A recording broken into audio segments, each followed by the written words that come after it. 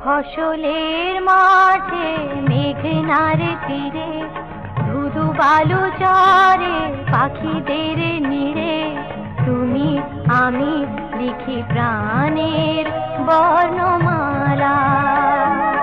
ফসলের মাঠে মেঘনার তীরে ধুধু বালু চরে পাখিদের নিড়ে তুমি আমি লিখি প্রাণের বর্ণমালা। সকালে দুপুরে গধূলি বেলায় শত পুষ্পে